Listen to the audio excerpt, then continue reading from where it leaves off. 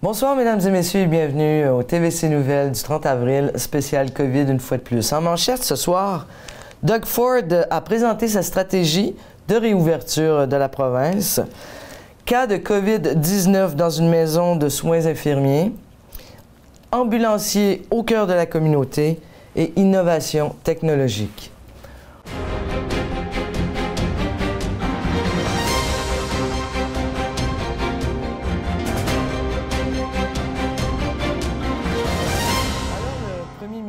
Ontarien Doug Ford a présenté lundi dernier sa stratégie pour rouvrir la province dans un proche avenir et lever graduellement les mesures de confinement et de distanciation sociale contre la COVID-19. L'Ontario désire cependant adopter une approche progressive. Le déconfinement de la province se fera graduellement en 3 phases. Le médecin hygiéniste en chef de l'Ontario, le Dr David Williams, attendra que les nouveaux cas aient diminué depuis au moins de 2 à 4 semaines avant d'assouplir les restrictions en place. La courbe en Ontario est à la baisse seulement depuis le 24 avril dernier. Le gouvernement n'a pas donné de détails sur les types d'entreprises qui pourraient rouvrir leurs portes durant chacune de ces 3 phases-là. En ce qui concerne les écoles, le ministre de l'Éducation, Stephen Lecce, avait indiqué durant le week-end dernier que les écoles ne rouvriraient pas avant le 31 mai. Après ça, ce sera à voir. Le ministre a promis de préciser dans une annonce ultérieure si les classes reprendraient ou non avant septembre prochain. Alors, le nombre de cas confirmés de la COVID-19 à la maison des soins infirmiers de Pinecrest à Plantagenet a fait un bond important vendredi dernier. Le Bureau de santé de l'Est de l'Ontario y a rapporté 10 nouveaux cas, soit 8 résidents et 2 employés. Ces derniers s'ajoutent aux cas confirmés par la santé publique jeudi. Un cas de plus a cependant été détecté plus tôt cette semaine, ce qui porte maintenant le nombre à 11. Selon le médecin hygiéniste du BESEO, Dr Paul Roumeliotis, la courbe générale dans l'Est ontarien augmentait doucement. Mais là, avec le cas à la résidence de Pinecrest, il a affirmé que l'augmentation est importante. Ce dernier a indiqué que la priorité dans les centres de soins est de maintenir le contrôle des équipes de protection personnelle, les protocoles d'hygiène et le contrôle des visites. Les ambulanciers communautaires des Comtés unis de Prescott Russell avaient été appelés sur les lieux pour tester tous les employés et les résidents de la résidence de Pinecrest.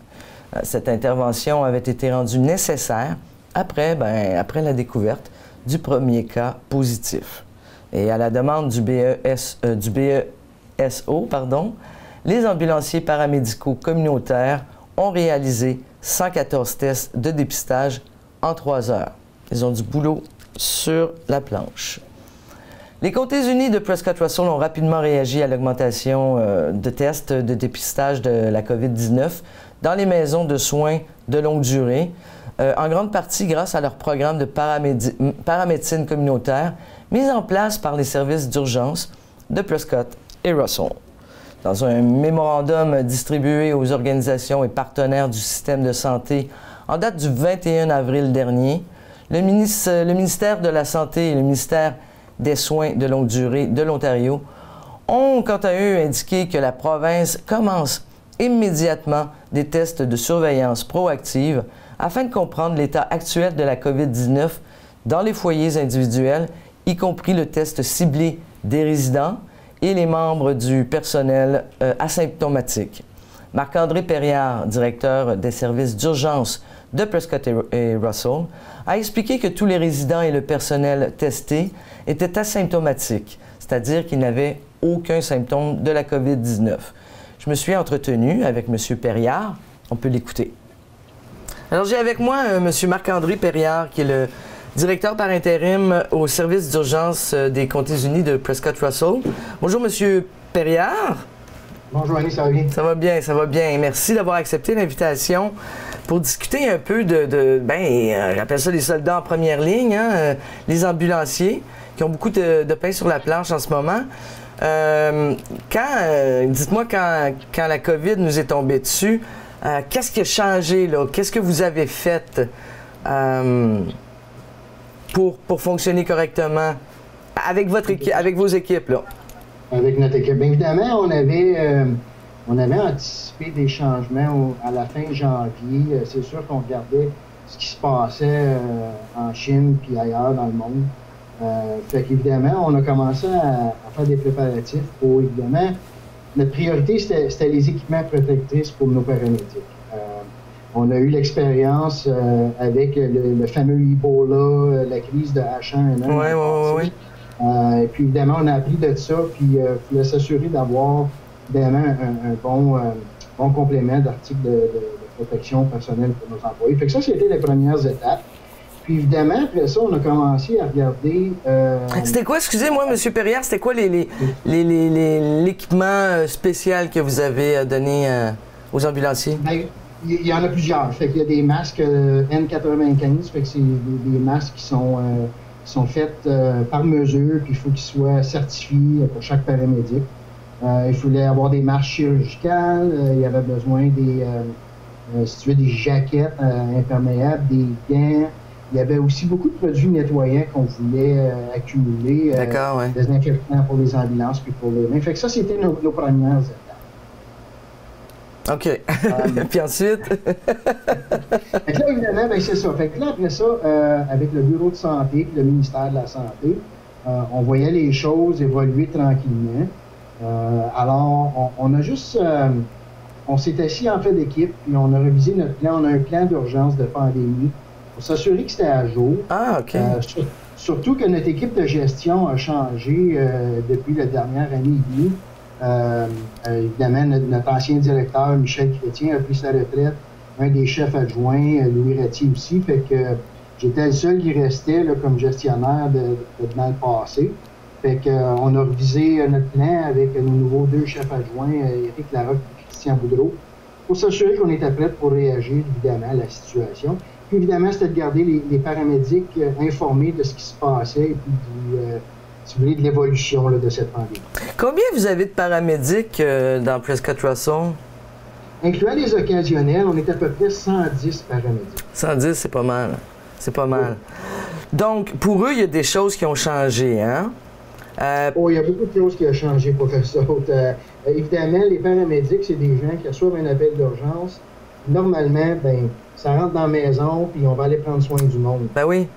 Ce qui a été difficile pour eux, c'est de changer leur façon de faire, et puis de rentrer moins rapidement sur une scène, garder leur distance, puis faire, si vous voulez, un dépistage des patients qui appelaient avant de décider de rentrer dans la maison avec ou sans équipement protectrice. C'est ça. C'est vraiment pas dans la nature de nos gens. Puis l'équipement, moi, j'avais vu, je crois, à la télé, aux nouvelles, est-ce qu'ils sont habillés là, avec une combinaison blanche, là, puis pour rentrer dans les maisons? Des jaquettes bleues, des masques, des visières, puis des gants. Ah. Évidemment, c'est ce qu'ils faisaient en arrivant sur la scène, ils évaluaient le patient. Et puis, si le patient, on appelle ça un dépistage, s'il était dépisté comme étant positif, bien là, il se mettait en plein équipement protectrice. S'il ne l'était pas, bien là, il baissait le niveau de protection qu'il portait. D'accord. Puis j'imagine, c'est ça, ils reçoivent des appels pour, pas pour la COVID, mais pour toutes sortes d'autres choses, là, finalement. Puis c'est là qu'il faut c'est tout un travail il est redoublé, le travail, là. Exactement. Fait que non seulement est-ce qu'ils doivent traiter les gens pour les problèmes médicaux qu'ils ont en ce moment, mais il faut qu'ils fassent une deuxième évaluation pour s'assurer que ce ne devient pas des gens qui ont aussi un problème de COVID. C'est ça, exactement. J'imagine qu'ils ont reçu beaucoup d'appels depuis que la COVID est arrivée. Est-ce qu'il y a des gens qui paniquent? Est-ce qu'ils reçoivent plus d'appels? Écoute, ça a évolué depuis, on est à peu près 8 semaines, là, depuis le début mars. Au début, il y avait beaucoup d'appels d'inquiétude, de panique de la part des gens du public. Et puis, les gens ont commencé à arrêter d'appeler le 911. Notre volume d'appels d'urgence a diminué. OK. Mais notre volume d'appels pour les paramédics communautaires, ça, c'est des paramédics qui, eux, font des visites à la maison. Ceux-là, ils ont augmenté.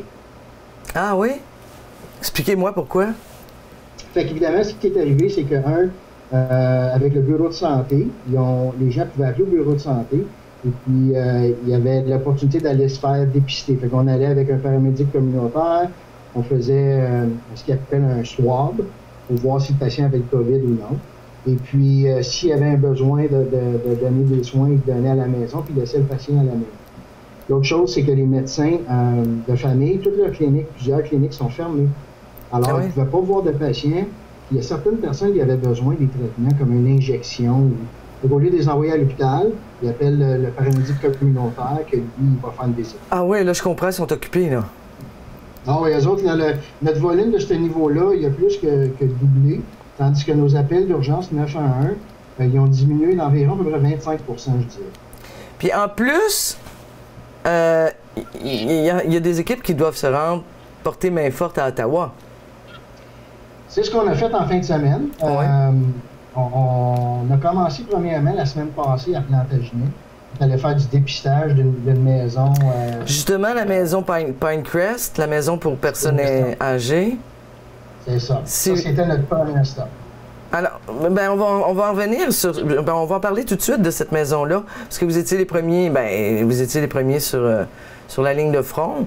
Et puis, comment c'était à l'intérieur? Parce qu'il y a eu 10 cas, hein? 8 résidents et 2 soignants. C'est ça. Fait que ça a bien été.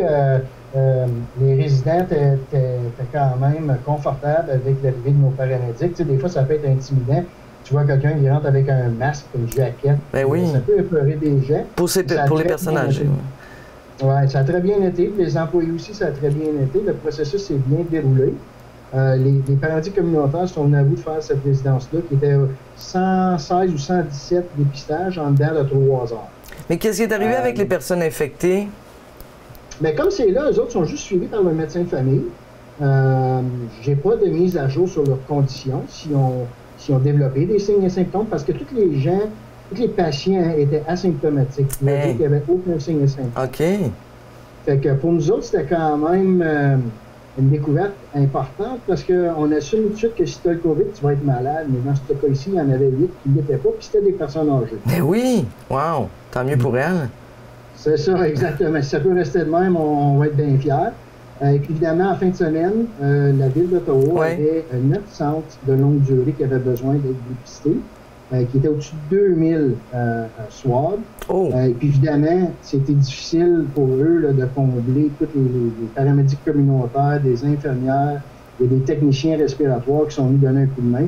Fait que dimanche, on les a supportés, puis on est allé faire 2 des centres pour eux avec des infirmières de la Ville. Quand il y a des ambulanciers, des équipes qui partent pour Ottawa, même quand il n'y a pas la COVID, là, on parle de combien d'équipes?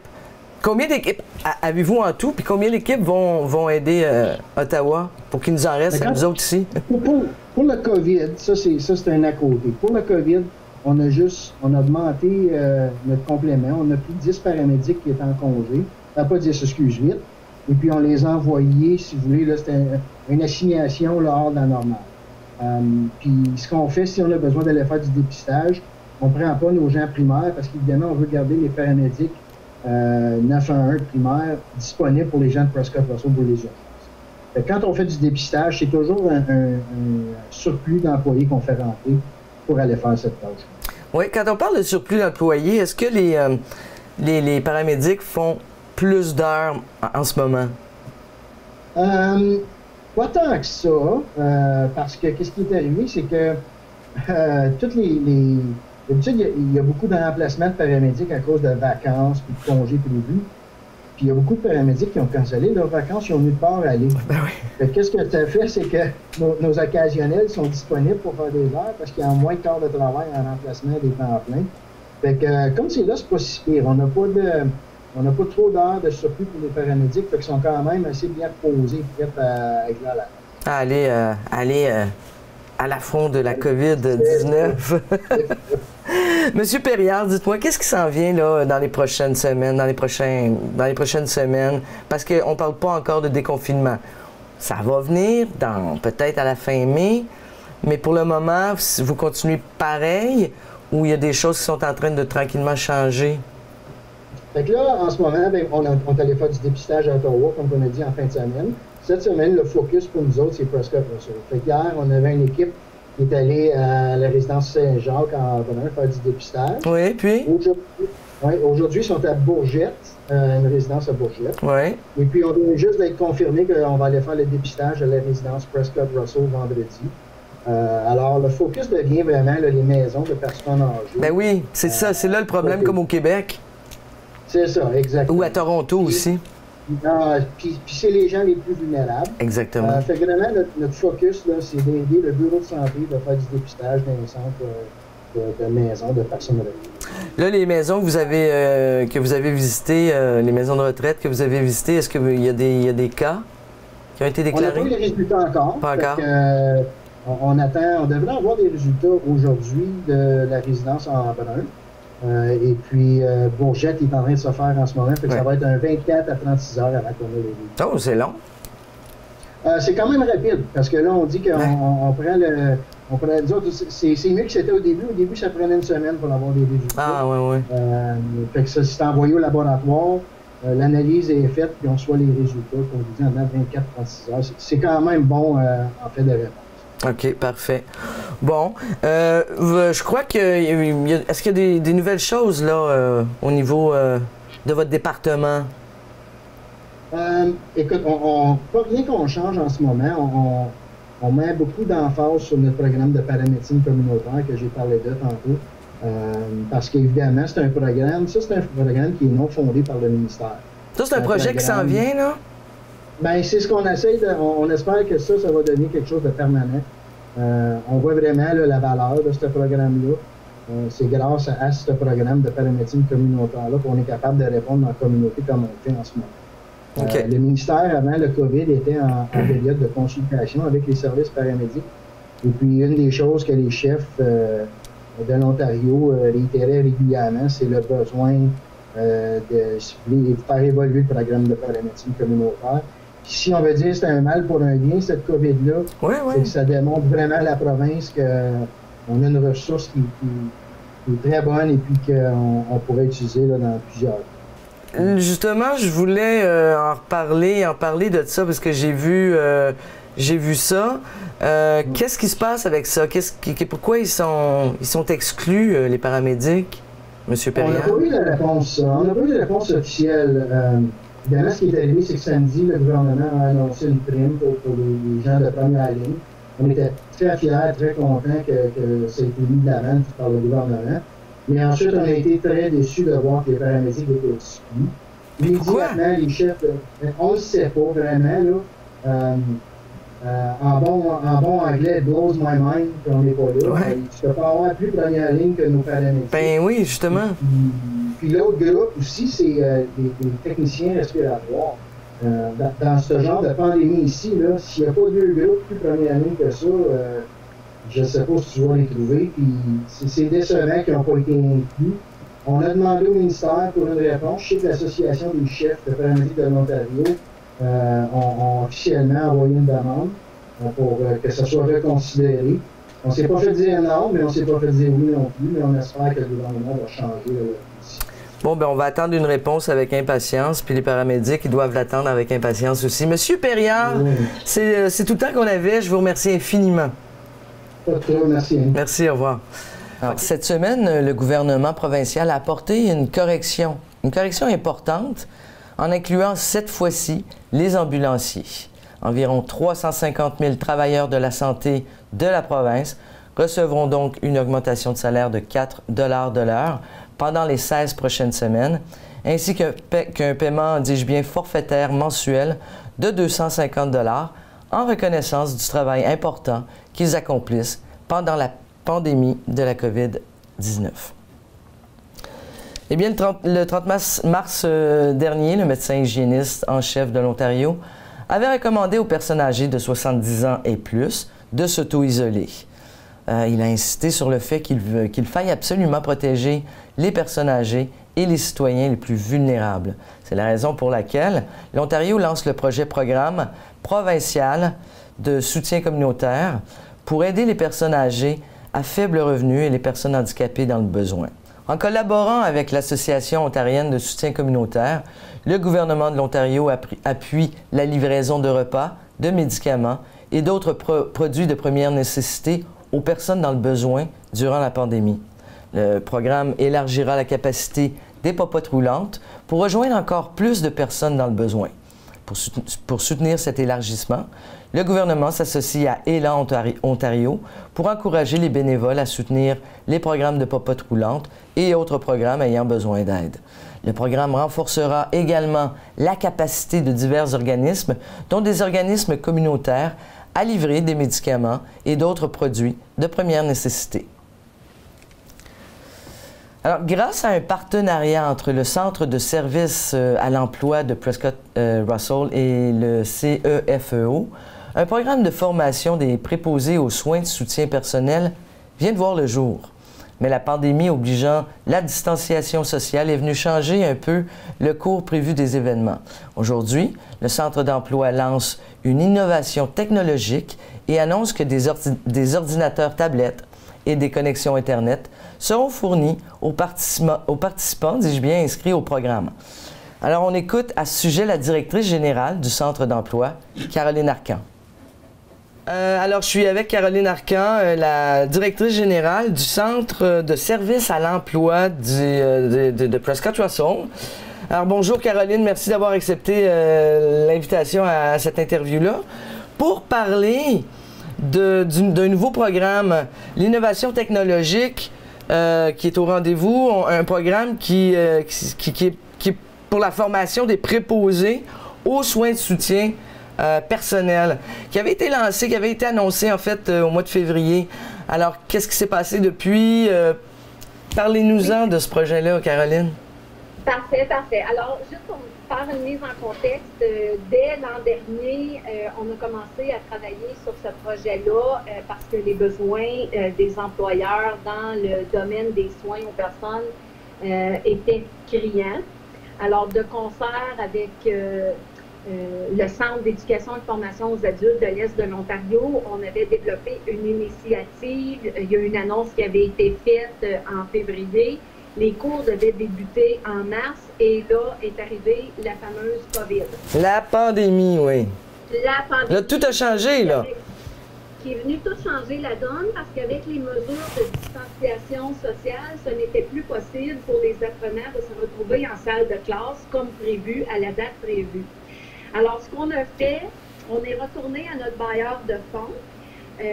On a demandé si c'était possible de pouvoir acheter des tablettes et puis des branchements Internet pour les apprenants qui n'en auraient pas, mais qui souhaiteraient suivre à distance la formation. Okay. Alors, ça a été possible. Et on a aussi vérifié avec les employeurs parce que, étant donné justement la fameuse COVID, si les besoins étaient criants avant qu'on initie la formation, ils le sont devenus encore plus après, étant donné les besoins dans les maisons de soins infirmiers de longue durée, etc. Oui. Alors, ce qui est intéressant dans le modèle, c'est que les employeurs nous ont dit, si à la limite, les apprenants pouvaient avoir certaines compétences pour venir travailler rapidement pendant la COVID, pour prêter main forte aux préposés qui sont déjà certifiés. Ah oui. Ça nous aiderait beaucoup. Alors, l'innovation s'est faite à deux niveaux. L'innovation s'est faite au niveau de la technologie, parce que c'était la première fois que le CPO va offrir à distance certains de ses cours de préposés en soins personnels. Et l'innovation s'est aussi faite parce que elle va se faire en deux temps, cette formation-là. Il va y avoir une rupture dans la formation pour permettre aux personnes d'aller prêter main forte chez les employeurs qui en ont besoin. Donc, Caroline, ils doivent étudier combien de temps pour aller sur le terrain avec... On parle d'environ 3 à 4 semaines maximum pour développer les prérequis de base. De base, oui. De base, pour, par exemple, être capable d'aider à changer des lits, servir des repas, tout ce qui ne nécessite pas de l'intervention directement auprès de la clientèle vulnérable. Alors, c'est vraiment de prêter main forte. Puis, En quelque sorte, ça s'inscrit dans notre vision de pouvoir offrir à ces apprenants-là des expériences de travail qui vont être bénéfiques pour les sensibiliser sur la réalité du milieu aussi. Parce que l'une des choses qu'on avait entendues des employeurs, c'est que souvent les apprenants arrivaient en milieu de travail après leur certification. Puis là, ils découvraient toutes sortes de réalités auxquelles elles ne s'attendaient pas ou ils ne s'attendaient pas sur le marché du travail. Ouais. Donc, c'est dans un sens, c'est peut-être une bonne chose que ça arrive comme ça. Ça va nous permettre d'être plus flexibles et de modeler vraiment selon les besoins des employeurs. Oui, exactement. Ensuite, après ces 3 semaines-là, ils vont sur le terrain. Bon, il y en a qui vont voir qu'ils aiment ça, il y en a d'autres qui voient qu'ils n'aiment pas ça, mais ils vont sur le terrain, puis une fois que la COVID, la pandémie est terminée, ils reviennent, puis poursuivent leur relation qui durera combien de temps, Caroline? En tout, c'était une formation qui durait pas plus que 6 mois. Alors, on peut penser qu'avec le retour à la normale en salle de classe, avec des mesures d'hygiène, bien sûr, j'imagine que le gouvernement va nous demander ça, ça pourrait durer un autre 4 à 5 mois facilement. OK, bon, c'est une bonne formation. Donc, tout ça a débuté maintenant. Est-ce que ça a débuté, là? Ça débute au moment où on se parle. Là. Ça débute aujourd'hui, demain. Oui, alors on se parle, on est vraiment dans le feu de l'action. On est dans le feu, oui. Parce que nous, on est dans le feu. On a déjà fait la distribution des tablettes. On est à confiner au niveau des branchements Internet parce que, bon, on sait qu'on se retrouve dans des régions rurales où la haute vitesse Internet, elle est relative. Ouais. On ne se cachera pas ça. Et puis, quand ça vient le temps de participer à des formations en ligne, il y a certaines exigences au niveau des plateformes par rapport à la performance, à la capacité de l'Internet. Donc, aujourd'hui, on est en train de faire ça avec les étudiants, de tester le tout. Et puis, cette semaine, la formation va débuter comme prévu. Parfait. Bien, écoutez, merci beaucoup, Caroline Arcan, de nous avoir expliqué ce beau projet-là. Et puis, on vous souhaite bonne chance, puis on souhaite bonne chance aux étudiants. Merci beaucoup. Au revoir. Le Bureau de santé de l'Est de l'Ontario tient à rappeler aux gens que pour continuer à ralentir la propagation de la COVID-19, il est important de continuer de garder des distances physiques et de rester à la maison autant que possible. La COVID-19 étant en circulation dans la communauté, cela signifie aussi l'auto-isolement pour les personnes qui ne se sentent pas bien.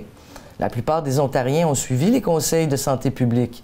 Les bénéfices des fermetures et des restrictions qui ont été instaurées dans la province sont peu à peu remarqués.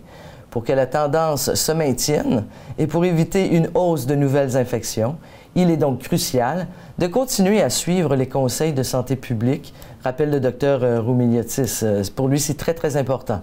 Il émet cependant une mise en garde sur la levée trop hâtive des restrictions qui causeraient probablement une nouvelle progression de la COVID-19 et bien sûr un retour aux mesures sévères pour en reprendre le contrôle.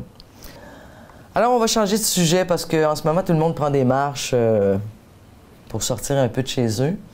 Alors si pendant votre marche habituelle, vous avez dû remarquer des plaques historiques devant certains édifices, c'est qu'elles font partie d'un circuit patrimonial.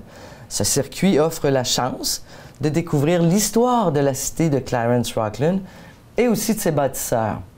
Et on les retrouve dans toutes les communautés de la municipalité. Ce circuit patrimonial est conçu pour être interactif grâce à une application GPS et un site web produit par Balado Découverte. Il est donc possible de profiter de cette application interactive pendant votre marche régulière ou simplement pour en apprendre sur l'histoire et tout ça dans le confort de votre résidence. Et enfin, pour terminer, la station de transfert de la cité de Clarence-Rockland ouvre de nouveau ses portes ce samedi, le 2 mai. Je crois qu'il y en a plusieurs qui vont être contents de cette nouvelle. Alors voilà, mesdames et messieurs, c'était le TVC Nouvelles du 30 avril. Revenez-nous la semaine prochaine pour un autre TVC Nouvelles. Merci beaucoup et au revoir.